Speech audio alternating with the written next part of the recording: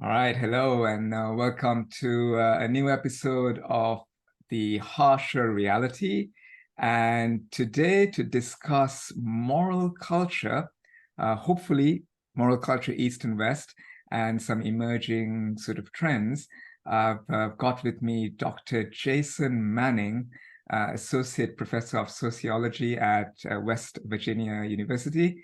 Dr. Manning specializes in questions of conflict and social control from a sociological perspective. So I've been following his work on Twitter for a while. Jason is also the author of a wonderful book, Suicide, which discusses the sociological aspects of suicide, and also the co-author of The Rise of Victimhood Culture, which I read with great interest, and hopefully will be something we draw upon in the discussion. Jason, thank you so much for taking the time. Thank you for having me. Great.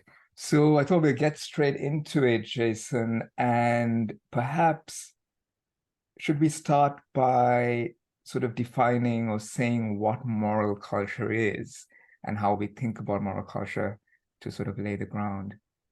Sure. Well, I study conflict and I work in a tradition founded by a theorist named Donald Black in sociology, where we define conflict as any clash of right and wrong.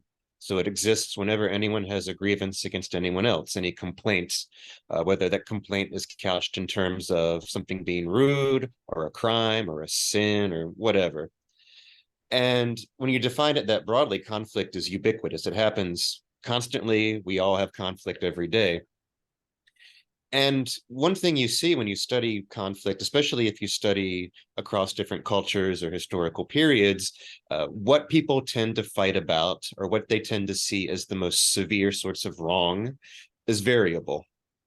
And so you see different patterns of conflict, different patterns of grievance, and also different ways of handling grievances from one culture or period to another. Yeah. And so we use that term moral culture just as a rough shorthand way of identifying broad patterns of conflict and ways of handling conflict, sometimes called social control.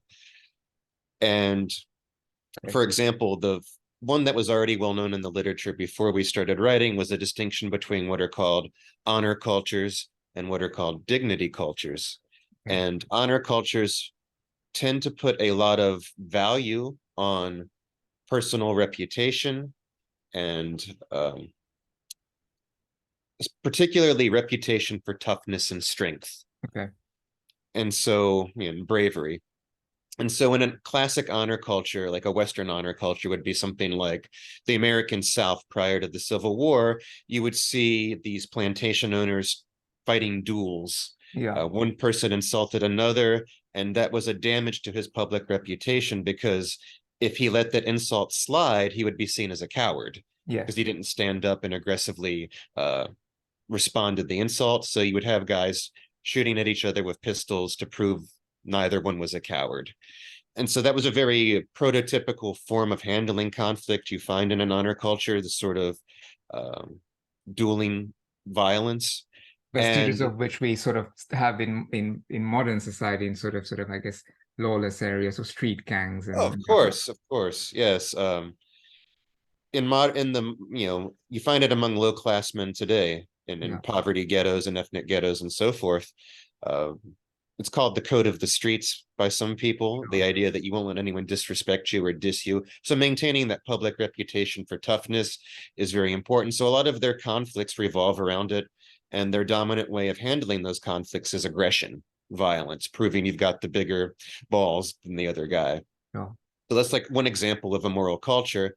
And sociologists and historians and psychologists often contrast that with the predominant moral culture of, say, middle-class Westerners like themselves. You had these people writing in the 1960s, academics looking back at the age of duels and saying, well, this seems ridiculous to us.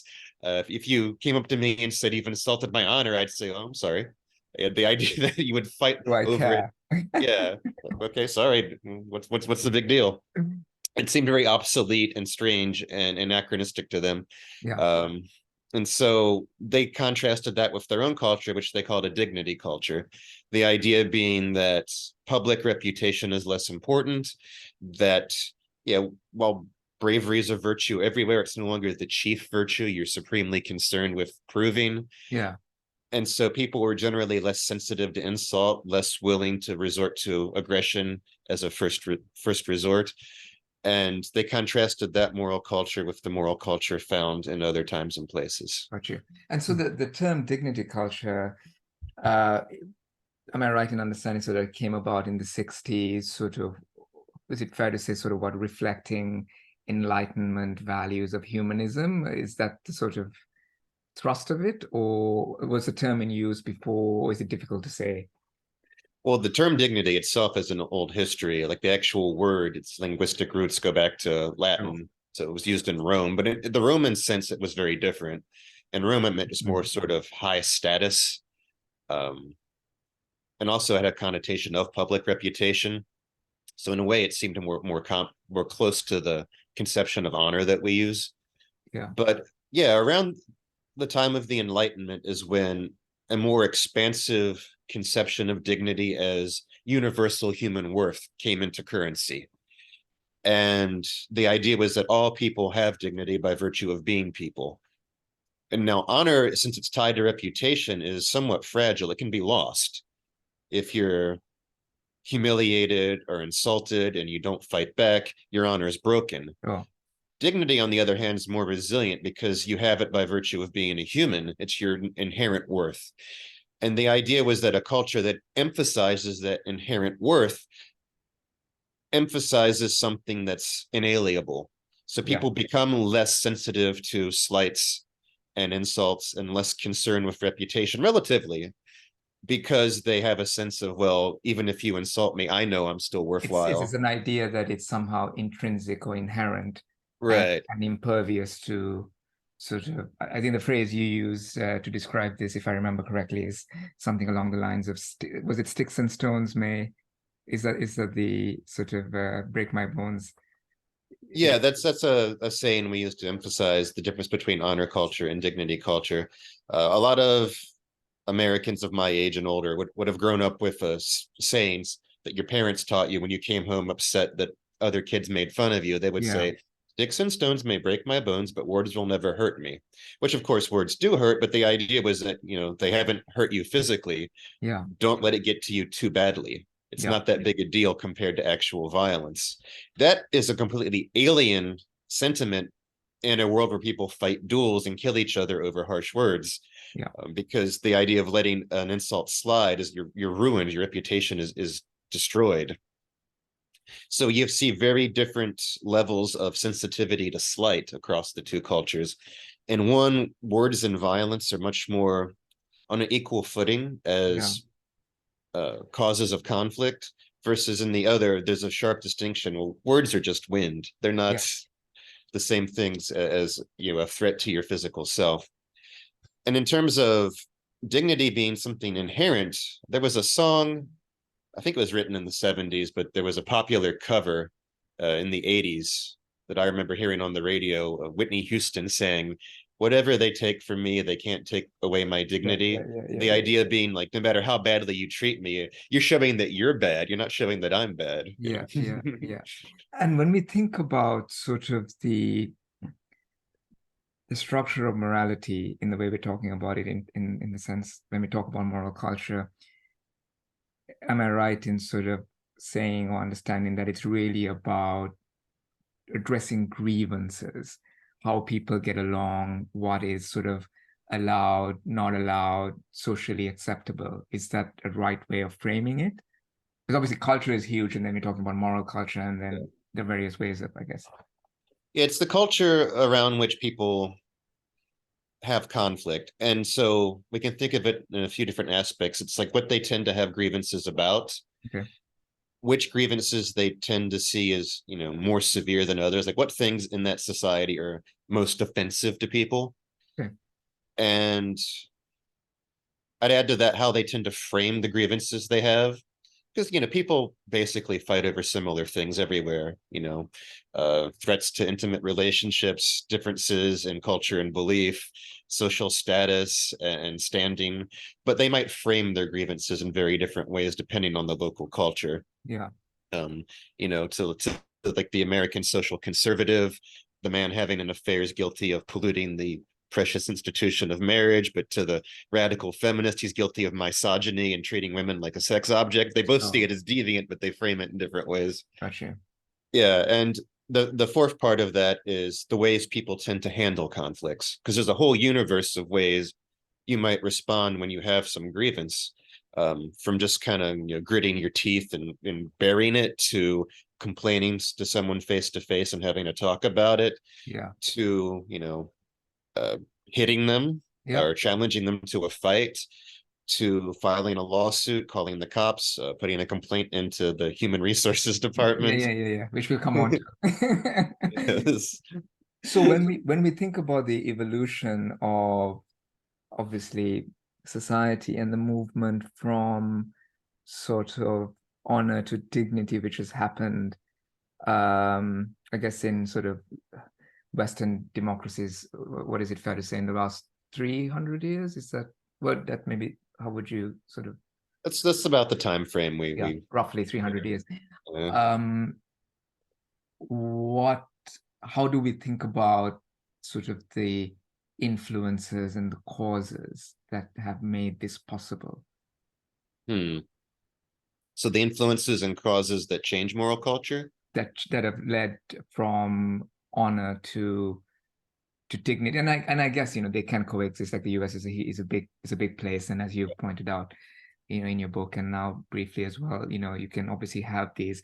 I suppose it's about the degree of emphasis, and Oh they yeah. can sort of coexist together. But when we think about it in a general sense, for the time being, from let's say a Western liberal democracy perspective, or more generally, what are the sort of factors or the influences that would have helped the transition? Well, the big one we focus on, and this is not original to us, but it's something you see out there in previous work, is the rise of law and order. Um, the general pattern was that honor culture was more prevalent in the West in earlier historical periods, more widespread, and more especially widespread at the top of society. Like I mentioned, street gangs Yeah, and yeah, street toughs today still have that culture of fighting over insults, but it used to be, presidents and secretaries of the treasury had that culture as well and would kill each other in duels, and wealthy people and leaders of society would have this kind of violence.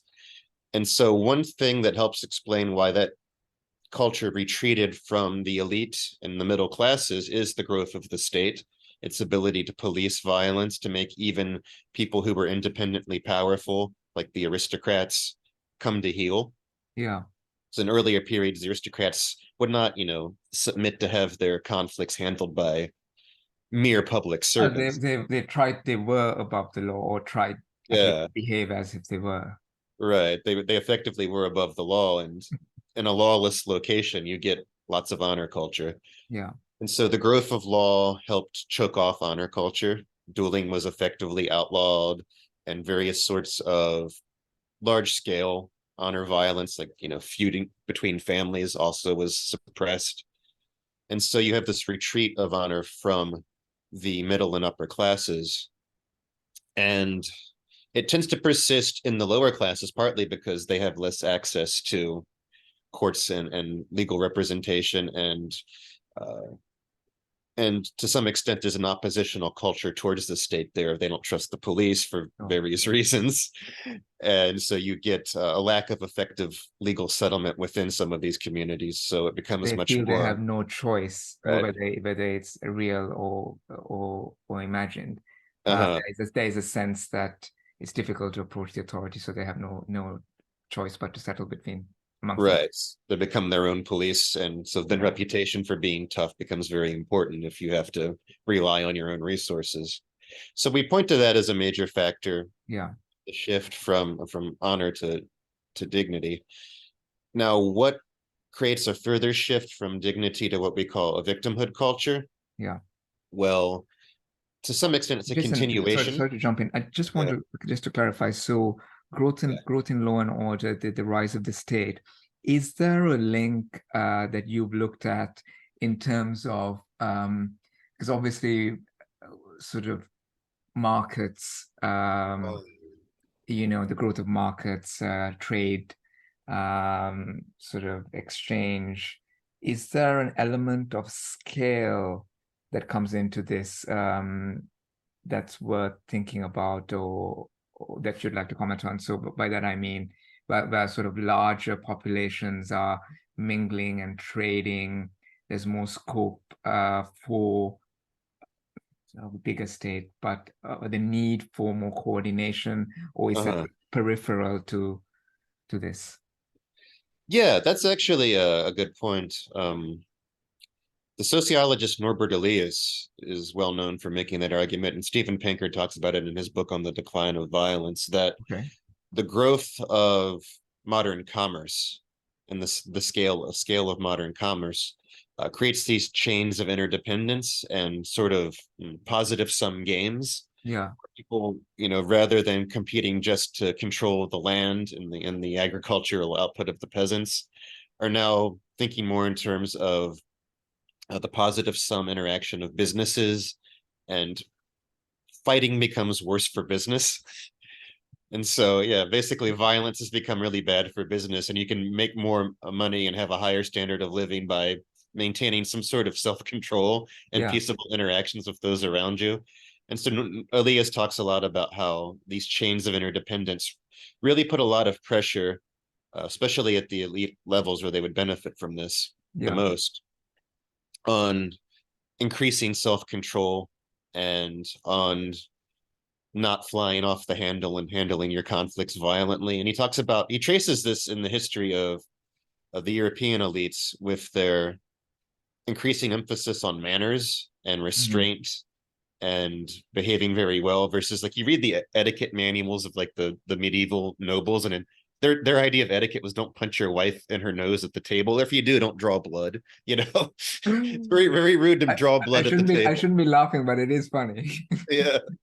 And so, and then you get to, like, where they're having you put your pinky out while you drink your tea, and which fork do you use. Yeah. He thinks that increasing process of elaborate ritual and self-restraint was partly a response to the shift to a market economy and away Yeah. from the zero-sum games of a agrarian economy. The evolution of sort of or what you see as potentially taking place in society today or Western society that is leading to this move away, which you talk about from dignity potentially to something new or different. Sure. Well, we came up with the concept of victimhood culture because we were interested in studying some recent furors on uh, college campuses. Yeah. So we started out looking at things like hate crime hoaxes, people, spray painting, racial slurs, but instead of actually being racists who were doing the spray painting, it was progressive students trying to draw attention to racism as a problem. And Right. so seeing these hoaxes on campuses where people would make fake hate crimes to draw attention to the problem of hate crime. And there was a scare at Oberlin College, and where somebody said they saw a member of the Ku Klux Klan hate group walking around in full Right. regalia. They wear the hoods Yeah. and Yeah. the robes. It turned out to be someone wearing a towel, I guess, coming back from a shower or something like that. Yeah. It's like a very odd mistake to make, but also very odd that people immediately believe this. Like, yes, here at this very progressive liberal arts college, we have a Klan den. It Yeah. seemed Yeah. very Yeah. realistic to me. We kind of thought that had a connection to the hoaxes. People are willing to manufacture victimhood that didn't happen, also very willing to be credulous about such tales. Yeah. And as we were looking, we found this website that reported microaggressions at Oberlin. It was like listings of grievances people had over things they'd heard other people say. Right. And many of these offenses that were being reported seemed to us either not offensive at all, or like clearly a minor thing, like an unintentional faux pas or Yeah. awkwardness. So So we something found, open to interpretation potentially. yeah, yeah, and we found like one person reported their professor for saying, uh, or it was a professor or a colleague, I don't remember which, but they reported someone for saying that they were glad their children were likely to have blue eyes because they liked blue eyes, and they called that casual racism. Okay. And or someone else got mad that they were playing what Americans call soccer, football, Yeah. with a person who said football, like the Spanish word for football. Right. And the poster, I guess, was a Spanish-speaking person, and they were mad that a Anglo person was using Spanish language, and they said, "Keep my heritage language out of your mouth." And Wow. so these things struck us as odd, not just that the complaints existed, people complain about all manner of things, Sure. but that they were severe enough in people's minds that someone was dedicated to making a website to publicize them and accumulate them and list them Yeah. and say that all these things were evidence of how oppressive Oberlin College is as a place, how Right. racist and oppressive it is to people. And we thought there was a connection between all these things, the microaggression websites, the hate crime hoaxes, and the common thread we thought was an emphasis on being victimized, Yeah. a willingness to publicize one's victimization, a willingness to emphasize or exaggerate it by calling things aggression when they were probably unintentional, Yeah. and a willingness to even fabricate it in the extreme with these hoaxes. And that struck us as not quite fitting into the old honor and dignity framework. Yes. It bespoke of a sensitivity to slight that, a careless word was a serious thing you had to draw attention to. It was a major conflict. That reminded us of the honor culture where a word can get you shot. Yeah. Yeah. But there's no shooting. Instead, there's complaining online, there's complaining to the administration of the university. So it's different from dignity culture in that it's got a sensitivity to slight, but different from honor culture in that people are handling their grievances through reporting and complaining to others rather Right. than through aggression. And that led us to coin a term, victimhood culture, and argue this is a different pattern. And it's a Yeah. pattern that seems to be growing rapidly on college campuses and other walks of life. Yeah. So the Mm. similarities are with honor culture in the similarity is the sensitivity to slight. Right. I suppose that the topics that the sensitivity arises in relation to, I guess, will vary from over time. And so Mm. maybe that's not a useful vector. So sensitivity to slight is similar to honor Mm-hmm. or high, Uh-huh. but the mechanism of dealing with it is different because obviously it's not physical violence in the old traditional sense. It's an appeal to authority or some kind of figure. Right, right. It seems like the predominant way of handling these grievances is appeal to authority, or sometimes to the general public, but often that's with the eye of causing enough fuss that authority will do something. That's basically what cancellation attempts on the internet are. It's Yeah, let's throw our grievance out into the public and see if someone gets fired for it. yeah. Uh, I'm very happy to see that you haven't been cancelled. yeah, me too. There's not really been any serious effort. I guess I'm just too much of a milquetoast academic to really cause that much offense. But I did For the get time denounced. being, What's that? for the time being. For the time being, I have been denounced by fellow faculty. Yeah, yeah. Someone said the whole department should be ashamed because I published that book. Wow, wow. Well, you published it anyway, so Yeah. congrats on that. So Yeah. the difference with honor is the mechanism, and with dignity, it's the sensitivity to slight, to keep with Yeah. Yeah. Actually, it's a good summary. yeah. Yeah, and And, also I would say the way of or the degree of emphasis on victimization is why we chose the term victimhood culture. yeah, Because in an honor culture, people will of course see themselves as having been victimized when someone insults them or slights them, but they don't emphasize that because that portrays weakness. Yeah. And being weak's a very terrible thing in an honor culture. And also in a dignity culture, if you take a case to court or what have you, you would, of course, say you're the wronged party. He did wrong to me. But the idea is you're supposed to do that for a much narrower range of things. You're not Yeah. supposed to uh, sort of exaggerate or advertise your neediness as much. Yeah. Versus we saw things on campuses where people would, like write a letter to the editor and they lead off by listing all their marginal identities. I'm poor, I'm a minority, I have anxiety disorder. And we noticed from colleagues and from things people had written in public forums, students' application letters to grad programs increasingly emphasize, I've struggled so much, I'm so poor, I'm a minority, I Yeah. have Yeah.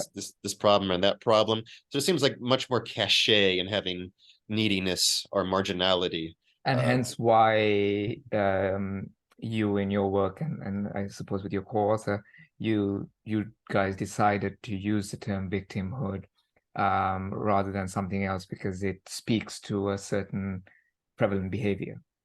right. We thought that the way we put it is, being a victim versus being an offender is a moral distinction you see everywhere. Oh, And the offender is generally worse. They have a lower moral standing.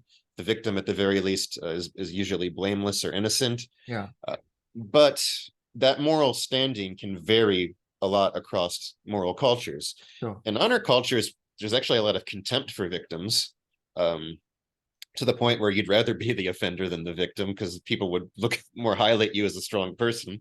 Yeah, In dignity cultures, it's a bit more neutral. yeah, Okay, you're the victim, maybe we'll take your side, but that doesn't make you a great person necessarily. And it seems like in victimhood culture, there's more positive status that attaches to a victim identity, yeah, where you're deserving of support and help. And also, we should listen to you more and take your opinions more seriously and shut up. You don't have the right to talk about this. You're not in the victim group. yeah, You see yeah, more of that kind of thing. yeah. And then you talk about, I wanted to ask you about sort of the shift again. So, like we've seen the shift from honor to dignity, primarily around the rise of law and order and sort of the um, the ability to deal with grievances in a nonviolent way. And I think you identify a few conditions Mhm. that have sort of led to this new behavior. I wonder if you'd be able to sort of explain for the listeners what you see as the main changes. Sure. I mean, one factor is sort of a continuation of the factor that led to the shift from honor to dignity, which is having some authorities to handle conflicts for you. Yeah, Because the reliance on authority is not limited to just the growth of law and order, but also, uh, modern society is shot through with organizations and bureaucracies and administrators who yeah, you might turn to for help with a conflict. yeah, And we thought that the rapid growth of bureaucratic administration in various walks of life, especially we focus on the college campuses where a lot of this stuff seems most prevalent. We thought that fostered the kind of moral dependence. There's a phrase that I wish I'd have used myself in our book, but the blogger Tanner Greer used it in one of his writings. He said that the question for young Americans now isn't, how do we make this happen? It's how do we get management to take our side?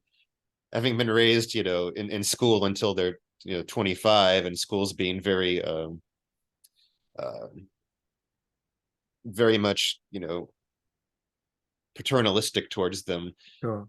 Their default way of handling all problems is, look for the authority figure and make enough of a fuss that they come in and take your side.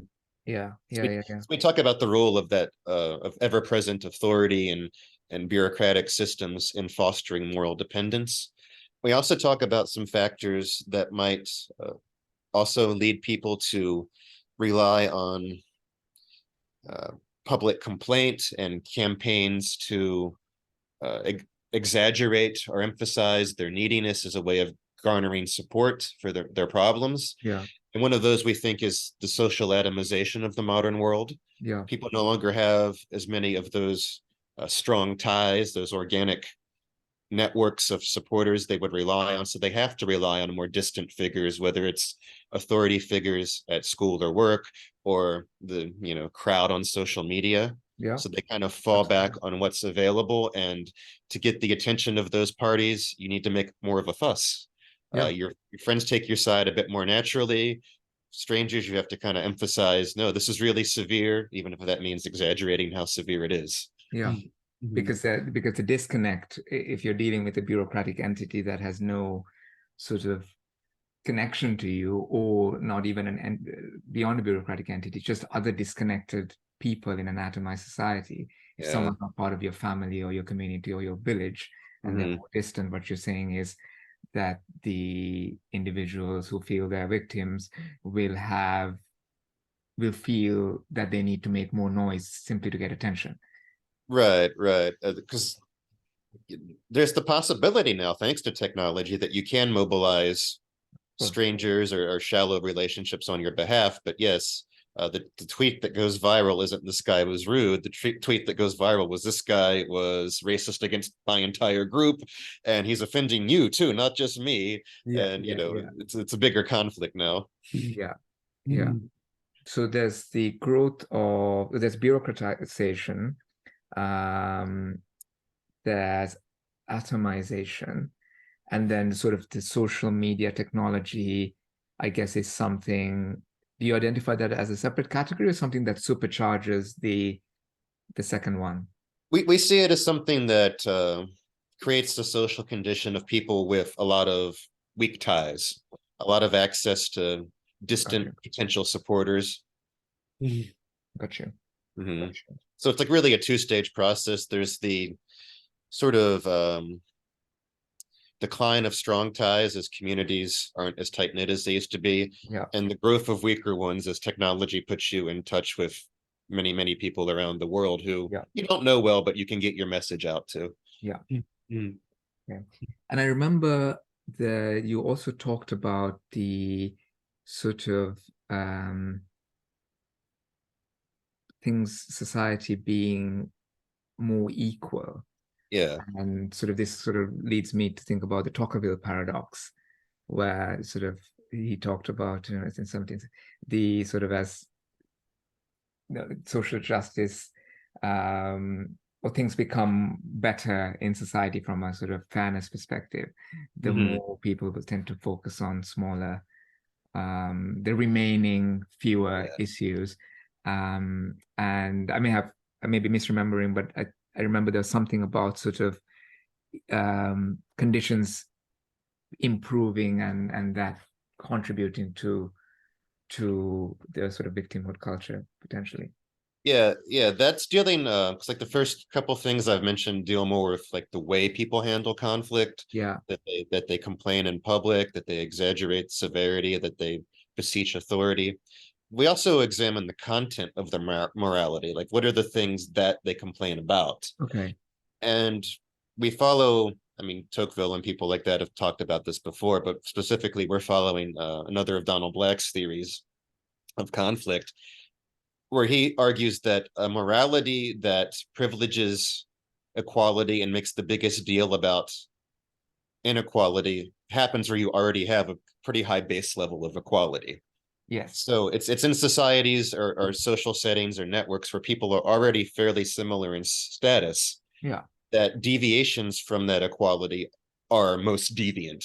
Because they're more noticeable because you'd already expect a very high standard of it, right? Because if society was really unequal or unjust, you would one would not be willing to even talk about it or raise their voice, because there would be no point, because they would have no hope of it sort of making an impact. I would imagine it's a kind of the reasoning behind this.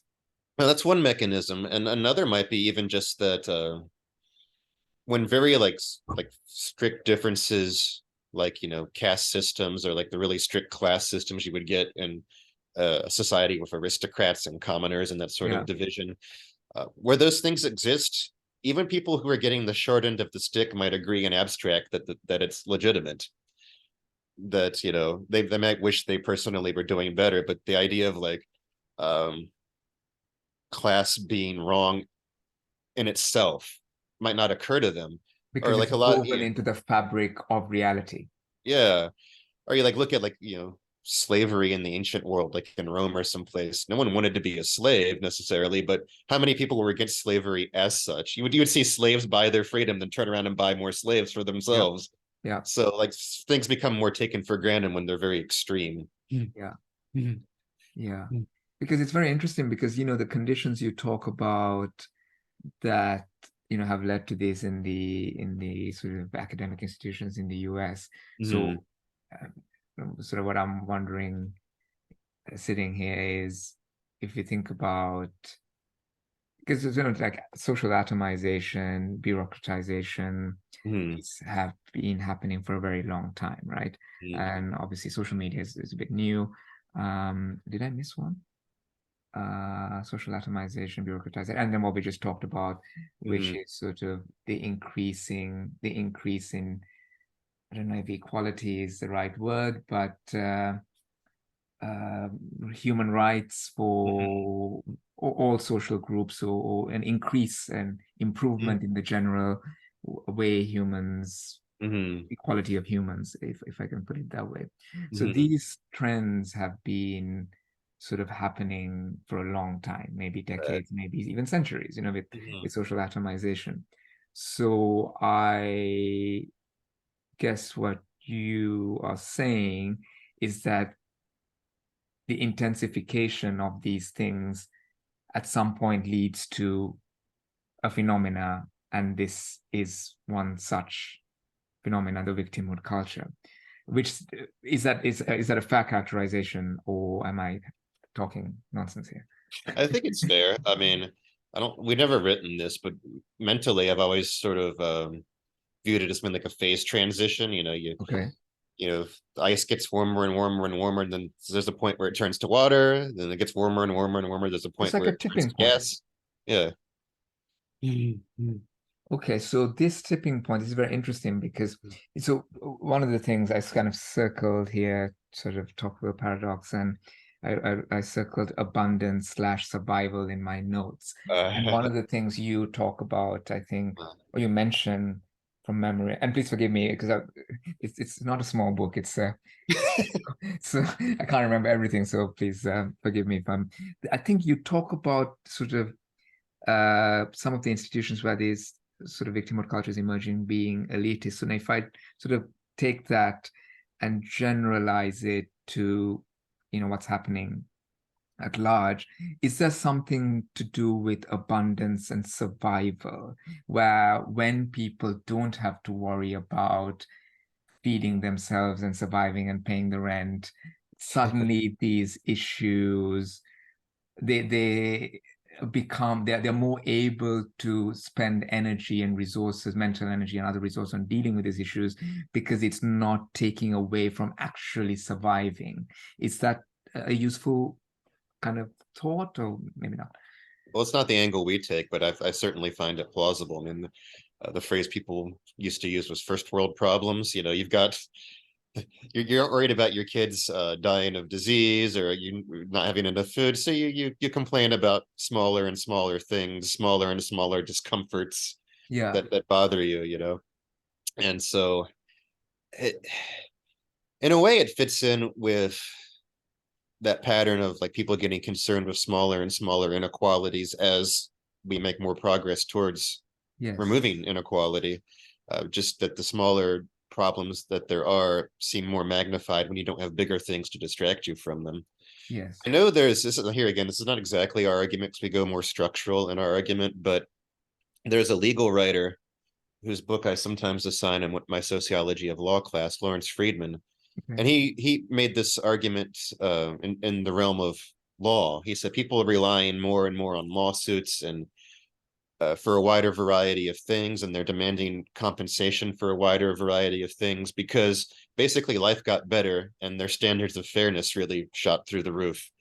he says he like quotes the example of a guy who lived in Virginia 120 years ago, and Yeah, he buried four of his six children. yeah, He's like, this guy is not someone who's going to be suing the school district because his kid scraped his knee. He yeah, had very much more severe problems, and just there was a general sense that yes, of course, life is unfair and horrible. yeah, yeah, But then you get to a much more pampered world, and we expect fairness in everything. We yes, expect compensation for all of life's downs. yes. And so he thought that led to a lot more demands for justice in all walks of life. So it's an argument you can make, and I think there's some merit to it. I haven't pursued it necessarily myself, but And it doesn't strike me as being incompatible with the three categories that you just talked about. In fact, I see it, I'm just thinking here, as being complementary and potentially, something that can be inserted into the category of, the Tocqueville paradox and what Donald Black was talking about. Mhm, It's in the same, at least to me, it seems to be in the same, when you don't have to worry about your kids dying anymore, mhm, then you start worrying about other things. mhm. And then these things can extend to anything. But the general principle is that there are less obvious things to worry about. So you worry about things that wouldn't have grabbed anyone's attention 50 years ago. Right, right. Like I said, it's not our structural approach, but I find it completely plausible. And is there a reason, Jason, that this particular aspect was excluded from your structural approach? We focus on applying theories of conflict I management. So see. just looking at how patterns of intimacy and equality, diversity, and social ties shape how conflict happens. And Understood. yeah, there's a bunch of different branches of theorizing in sociology, and that's just our baby. We I we we, got uh, you. I we got were you. raised by Donald Black, so No, no, and then the great thing about all of this, at least from my perspective, is that they're sort of not in potentially not incompatible. If anything, they're complementary. Hopefully, Mhm. Mhm. very good, very good. Okay. The thing I wanted to get on to next, I don't know if this is it's the right moment, is the Orient, and to think about sort of moral culture in places like, I don't know, South Korea and Japan. Korea is a country I have a great interest in personally. I've spent a lot of time there, and to a lesser degree, Japan. And I know you two are connected to that part of the world.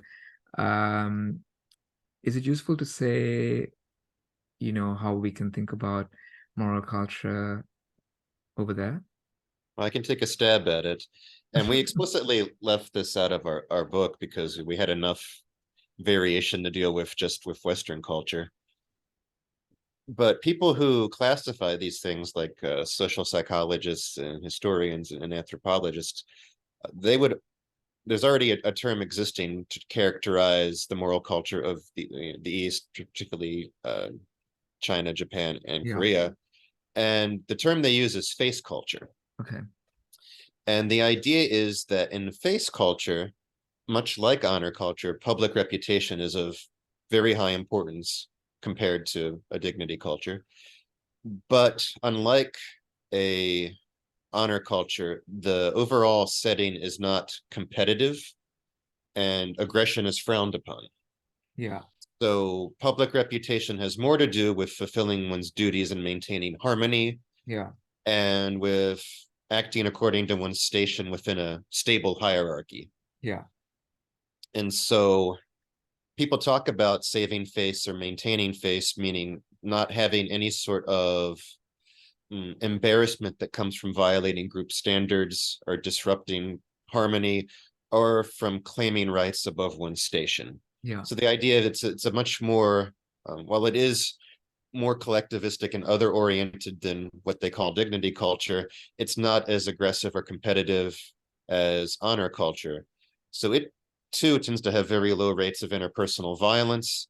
Conflict is usually handled through appeals to authority, and Yeah. often those appeals themselves are something that are mm, um, kind of what's the word I'm looking for? They're kept on the down low. The idea is Okay. not to make a big public fuss Yeah. usually, but to, you approach the eldest brother or the village leader or whatever, the workplace supervisor, and they try to quietly handle the conflict in a way that preserves harmony and public reputation. So the key differences there would be if we contrast it with sort of a Western liberal democracies, would be the degree of social harmony. Is that a useful phrase, or the way people perceive themselves to be connected to each other? Is that Connections is important. I think it's much less individualistic. I think it was I read this in an article by Dov Cohen and one of his co-authors, but I can't remember if they were quoting someone else, if it was their phrase. But the idea was that, like in dignity culture, there's this emphasis on your inherent internal worth, Mhm. and there's a virtue in being secure in that, no matter what people think, to the point where you might try to cultivate a degree of disinterest in the opinions of others. It might be considered virtuous not to care too much about what the group says about you. Yeah. But their quotation was something like, in a face culture, that would be like playing tennis without a partner. Like your achievements matter because they're socially recognized by the group. Yeah. Your worth is reflected to you by the group. Yeah. There's much more emphasis on your worth in the eyes of others and in fulfilling your role in the group. So it's a less individualistic culture. Yeah. And this obviously, East Asia is vast and has its own historical evolution. When we think about sort of harmony and degree of connection, so you grew up in, as I understand it, in West Virginia, which has its And the other own. Virginia, actually, but yeah, Yeah. Oh, in the elsewhere. other Virginia. I'm sorry. Yeah. Okay. In that part. So if we think about harmony and sort of community, um, the sort of vague words, right? So I'm trying to contrast it, unless we define it. And you have just now, in respect of sort of East Asia or certain aspects, certain parts of East Asia, if we contrast that to, I don't know, let's say 100 years ago, right? Mm. The community or a village or maybe a big village. Someone mentioned to me that in Leicester Square in London, was it the 50s? I think it was post-war. They had an honesty box for newspapers, Uh-huh. and I wouldn't have expected that. I mean, I Uh-huh. didn't verify this actually by Googling, by trust the person who told me. I would expect it doesn't seem, I was surprised. So I don't think, I don't think that can happen today. So Yeah. when we think about sort of community and connection, is the harmony and connection we talk about that we see in the Orient today, or at least in places like Korea and Japan, kind of reminiscent of, I don't know, I'm simplifying a bit, 100 years ago in a village in the West? Could we think about it? Or is that too crude? I mean, there's no doubt some similarity, and I always got to point out that all these categories, we're talking matters of degree, Of course. because of course you get some degree of collectivistic orientation in village society or small towns or families in the West as well as in the East. Absolutely. Just like, regardless of how we classify the moral culture, you're going to find some of the same behaviors happening everywhere. Yeah. But I do believe that the West has a fairly long history of being relatively more individualistic, even in these settings with higher social trust. Um, I would say social trust isn't quite the same as being um, collectivistic in your moral orientation, or having a strong value on um, your worth in the eyes of others, though I would imagine there's some overlap. That's very interesting because Yeah. as I hear you say that, I'm thinking in my mind, I'm thinking out loud now. So social trust is more around, so the word that comes to me is safety, right? Uh, Being able to having trust in your peers and his fellow mm, citizens, and a sense of um, we can thrive and work together to help each other. And you're Hmm. saying that has overlap, but it's not quite the same as deriving one's sense of worth Uh-huh. through connection to collective achievement. Yeah. Another anthropological concept that might clarify that distinction is sometimes anthropologists distinguish between what they call a shame culture and a guilt culture. Okay. And the idea is they inculcate or and enforce moral standards in different ways. So in a and here again, matters of degree. People Sure. feel guilt in one and shame in the other. But in a shame culture, there's relatively more emphasis on um, being held in line by the opinions of others. You feel shame when you violate the group norms and people find out about it. Yeah. That's the main force for conformity to norms. In a guilt culture, there's more focus on internalizing or having the person when they're young or the child's being socialized internalizing the norms so that they internally feel bad even if no one sees them doing it. Okay. And so you can get conformity to norms and to a high degree in both types of society, but the mechanism might be slightly different. And Yeah. one it's more internalized and the other it's more constantly enforced by the group. And I had an anecdote I used to illustrate this. My wife and I, she's from South Korea, and so that would be what is characterized as a shame culture. And I'm, from the West, from Sure. America. They characterize that as a guilt culture. We were out at a hotel, and we thought there was a complimentary breakfast because we're rubes, and this was a fancy hotel. It seemed plausible, Yeah. and we went down and started eating this breakfast. Then we kind of looked around and saw some signs and realized this was actually like a catered breakfast for a church group. And we both felt horrible about stealing their food accidentally. But to her, like the pressure to get out of the room immediately was really enormous. She just felt very just ashamed and embarrassed. And once we got back to the room, our hotel room, she's like, "Okay, I feel a lot better now. I'm not around the people Yeah. anymore." Yeah. Versus I felt worse after we left because I was in danger of getting away with it. So I was like, no, I need to like make some amends to these people. So I looked up the name of the group and contacted them to tell them what we did so I could give them some money or something as a donation.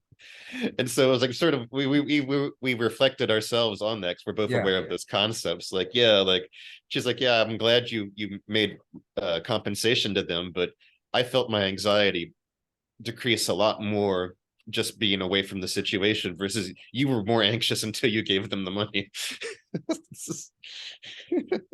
Very funny. And obviously, Korea is a very interesting place because sort of from a development perspective, and it's in the East, but it wouldn't be a stretch to say that from an institutional perspective, democracy, extractor development, it is really kind of very much connected to the West, right? So Mhm. it's a very interesting society, and Japan as well. I'm less familiar with Japan. And where I'm going with this is sort of to, because you've traveled in Korea as well, and I won't hold you to it because you said to take it lightly. To hear your perspective on sort of face culture and dignity culture in a place like South Korea, do you see an increase of that, which just comes through atomization and sort of markets working in the ways that they do and things like that? How do you feel when you travel there and experience the culture as an American and as a sociologist who's familiar with the concepts? Yeah, it's still something I'm wrestling with in terms of you're alluding to a Substack piece I'm trying to write right now to continue my investigation of the moral change there.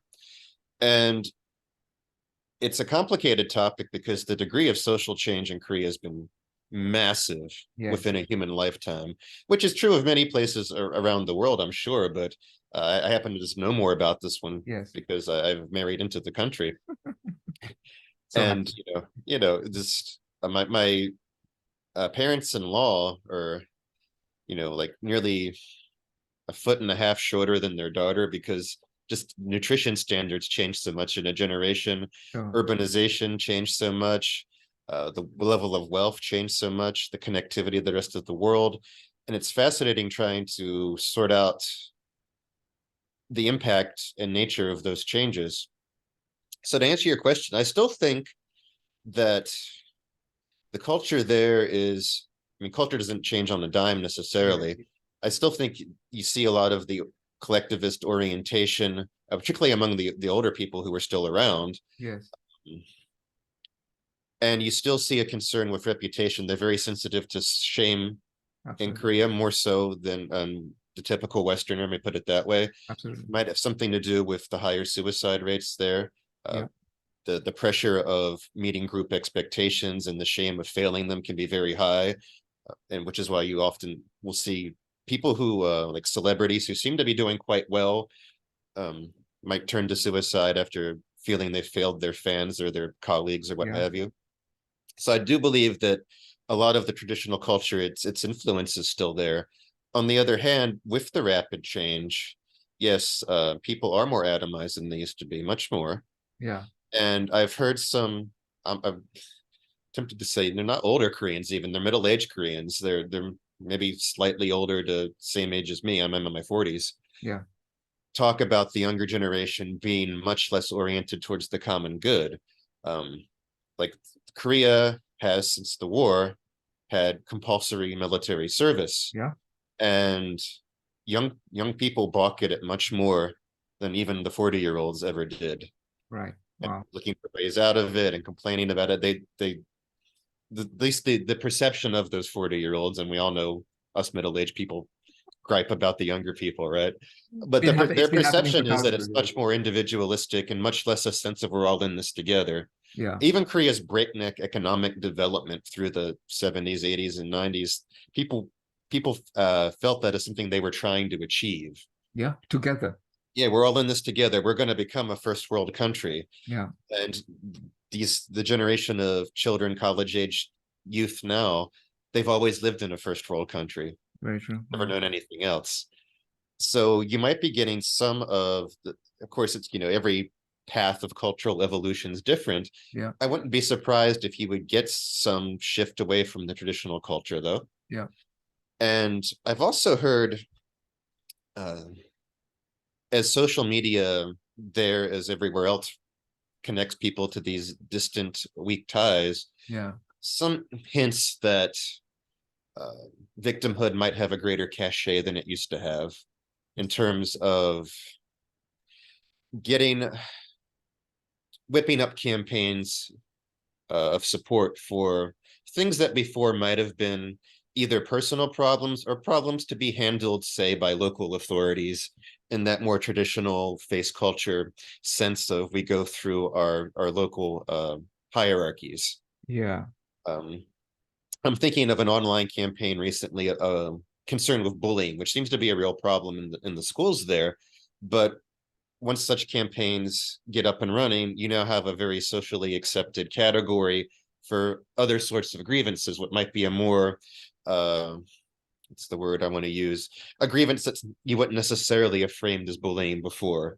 But now that Okay. that's a category of concern, there's a temptation to frame your grievance that way to get more attention, which Wow. is a similar dynamic we might see to, categories prevalent in America, like racism or Yeah. Yeah. during the Me Too era, sexual harassment or things Sure. like that.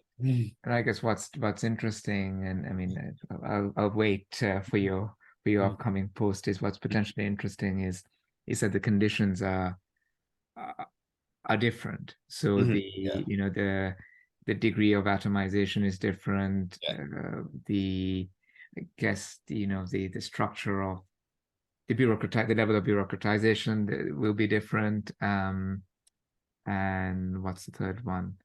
The Tocqueville, the sort of level of equality, or the level of equality and in within society will be different. And so yeah. what's interesting is, despite these differences, if we see the rise of victimhood, that I guess that's sociologically or generally speaking interesting. Right. I mean, obviously, globalization has some homogenizing influence, but all Yeah. these cultures start from different places, so they're not going to evolve. Even if they regress a little bit towards the same mean, they're not going to wind up in exactly the same spots. Yeah, because Japan is very interesting from that perspective. I've spent, not very much time in Japan at all, but obviously in terms of in terms of development happened much before Korea, right? And I guess Japanese culture, my Japanese friends tell me who live in London and in England, is still quite distinct. They have their own flavor of the way they do things, and so I suppose it's probably inevitable that culture will evolve in a way that different things attach to each other in different sort of perhaps even unforeseeable ways to create all sorts of new Right. new ways of being. Mm-hmm. Great. Jason, it's been an absolute pleasure. Hopefully I haven't distorted any of your ideas through my I don't think you questioning. have. I may have in my unscripted rambling. Sometimes I don't phrase things in quite the correct way. I look back later and I was like, oh, I should have said that differently. Yeah, no, it's been an absolute pleasure. And going forward,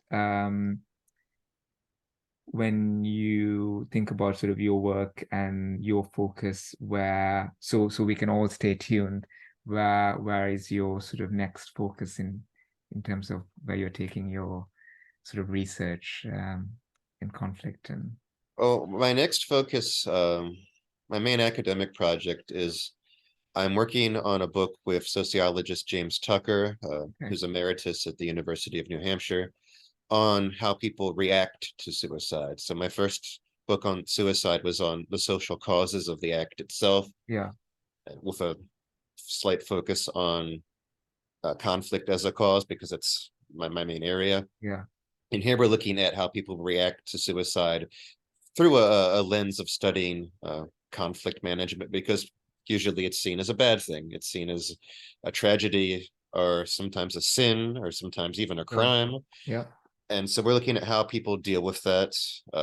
James did all the hard work. He did interviews with some people who've lost loved ones. okay. And I have a tiny bit of experience with that. I've been to a support group and interviewed a few people myself when I got started on my work. But we're writing about how people define and respond to suicide as a problem, their ways of coping, who they blame, if anybody, Yeah, things like that. And so we're hoping to have that book finished in the next year. As for other projects, I've got a long running project studying court cases in West Virginia, which right. you learn about some very terrible things when you study court cases. I've got my Substack where I blog about moral cultures now, Yeah. as well as book reviews and other sociological and historical tidbits. And you're also on Twitter, I'm also on Twitter. now called by a different name, but forever I will continue to call it Twitter.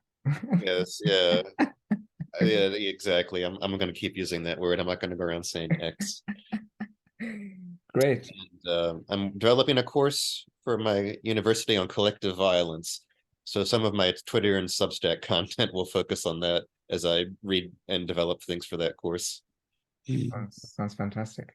I'm a busy Well, man. I'll certainly pre-order the book, and I'll look out for it, and I look forward to reading. And Jason, thanks so much for being Oh, on the thanks. Heart of Reality.